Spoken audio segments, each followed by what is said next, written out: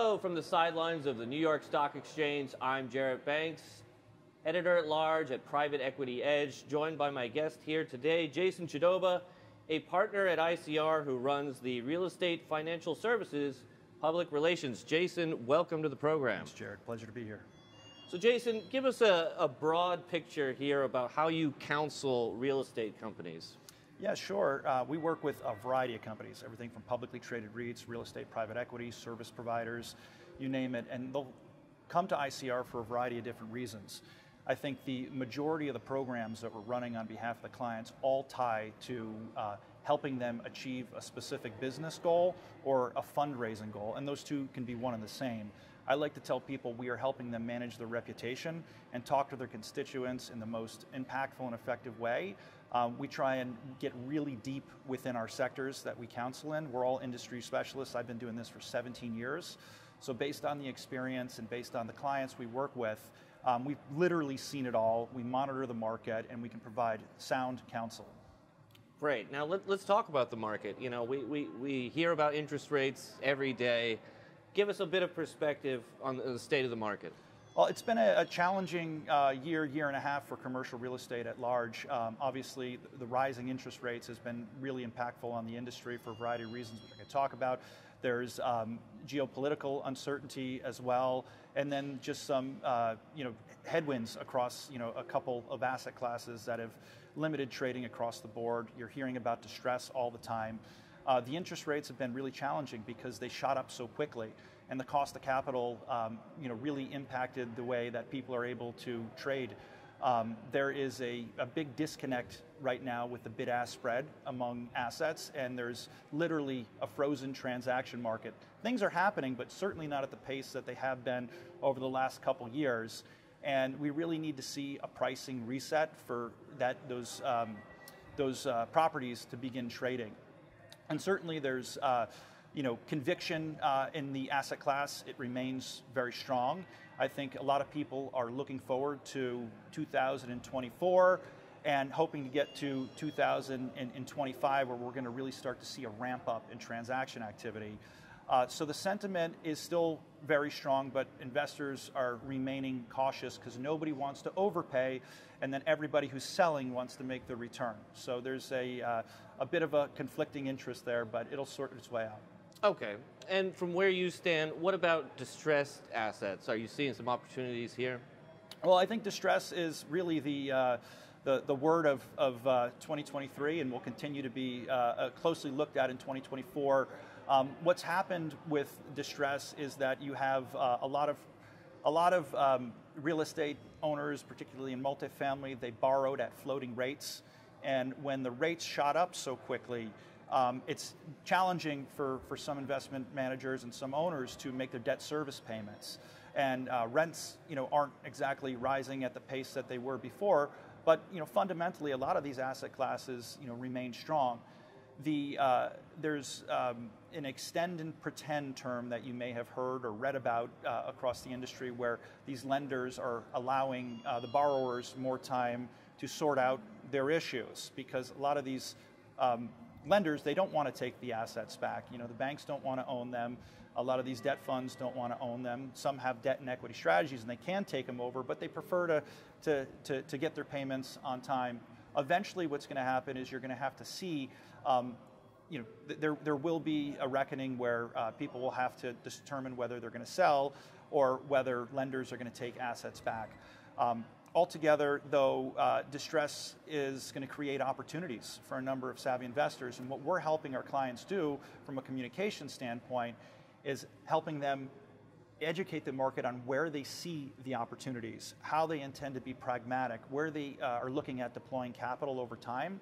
So these clients will come to us and they have these very thoughtful strategies, and we're helping communicate that in different forums, press releases, media interviews, so that people can really appreciate what they are looking to do. And their LPs that they're communicating with in the form of letters or calls, what we're helping them do a lot of times is indirectly communicate that with them through different forums, primarily the media.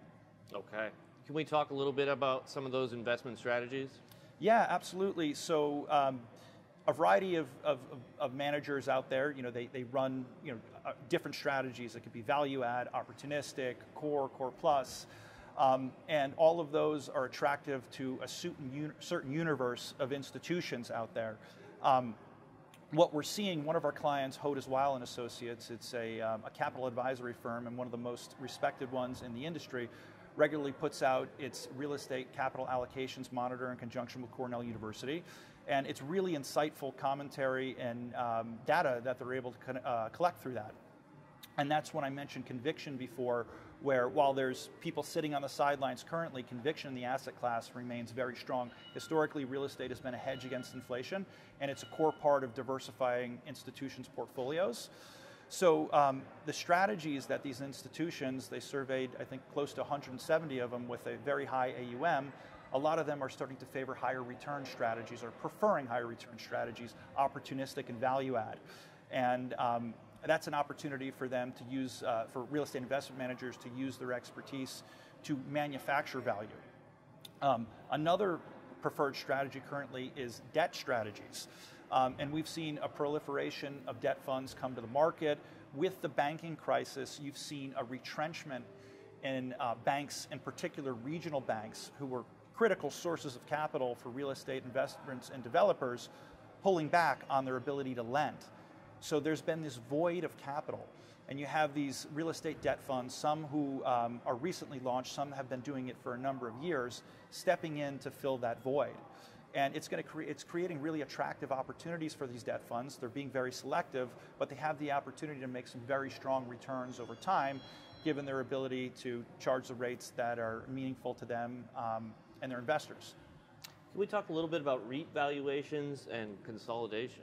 Yeah, right now, you can't say this across the board, but a number of publicly traded REITs are trading below what their net asset value is.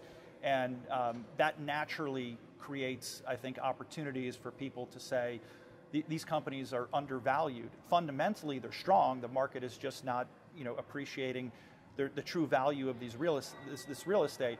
So you can, I think, out there, institutions in particular are paying attention to investing in REITs, given the liquidity that they offer and given the attractive valuations. I think the valuation disconnect has also resulted in consolidation in the industry. You've seen a number of mergers over the last year or so, and there's expectations that we're probably going to see more of that. Consolidation, is not necessarily a bad thing, but it creates opportunities. And you're also seeing some activism in the sector, given where the shares are trading, people pushing for sales or liquidation. So REITs are certainly met with unique challenges, given their share prices, and effective communicators and CEOs really need to help the market understand how they're going to navigate through this period and communicate on earnings calls and intra-quarter how their portfolios should be valued, the fundamentals behind it, and what people should be paying attention to, and not necessarily getting caught up in the minutia of the macroeconomic environment, the potential recession. All of these things are meaningful, but the fundamentals supporting the rent growth and the stability of the rent growth behind some of these properties is still very strong. Which asset class are we seeing the most opportunity? Is it offices? Is it family, multifamily? Is it industrial? Well, let's start with office, because that has made headlines for most of this year and over the last couple of years. Office is certainly going through a period of transition. The pandemic created a step change in how people work. Office is, what could be categorized as out of favor. I think, it gets painted with a broad brush. There's still very attractive office properties out there. You've seen a flight to quality. There are people that want to be in Class A, highly amenitized buildings where they can bring their workforce into there and communicate directly with each other and enjoy a really dynamic environment. And this flight to quality is, I think, what's going to help a lot of these owners of the high value central business district properties do well over time. The middle tier, the B and the C offices, that's going to be a tough environment for the owners of those assets to make sure that the value is still relevant. So what you're starting to see talks around the repurposing of office into multifamily. By the way, that's much more easier than done. It's highly capital intensive. So that's an asset class that's getting a lot of negative headlines, but if you look beyond the headlines and really dig into companies or individual assets, people can still find very attractive opportunities, and we're starting to see debt funds begin to lend very selectively to offices. So there's still strong opportunities out there. Multifamily has historically been, or residential housing more broadly has historically been a very in favor asset class. This country is significantly underhoused. And I think the challenges though in real estate is what I referred to before in terms of the floating rate borrowing costs that people had taken out over time. I don't think anyone expected interest rates to tick up as fast as they did, and this has created some challenges. And I think what we're going to see is some of these owners being forced to sell assets, and what it will do is for the people that have capital, the people that are experienced operators that can transact, it's going to create a lot of opportunities for them. And industrial, of course, has been I would say a darling, a very favorable asset class where people want to be, given the rise of e-commerce, the need to have facilities close to the consumer, and you've seen a lot of capital raised for industrial strategies as well. That makes a lot of sense. Final question, tell us a little bit about the capital raising environment. Yeah, the capital raising environment in private equity real estate has been very challenging over the past year. I've heard some folks say historically challenging environment, and that will change over time, I think, as people begin to have more certainty as to what is going to go on with interest rates and where the economy is going to land. Is it going to be a soft landing? So you're seeing that conviction remain, but people not quite ready to deploy capital into strategies. Where you're seeing a lot of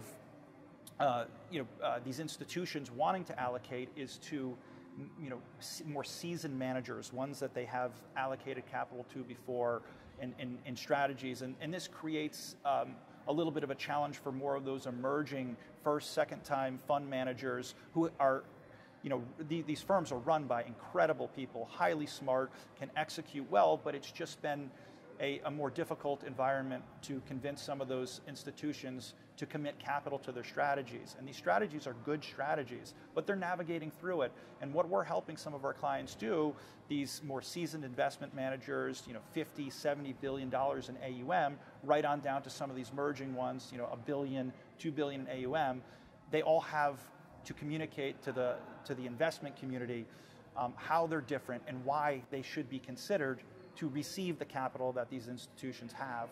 And that's where we can be really thoughtful. We know what these investors want to hear. We can help them craft stories. We can position them as thought leaders. So our guidance and what we do in terms of strategizing with our clients is very holistic. Starts with messaging and then flows through strategies and tactics to effectively tell stories. Okay, we'll leave it there. My thanks to Jason Chudoba, partner at ICR. This has been Jarrett Banks signing off from the New York Stock Exchange. Thank you, Jared.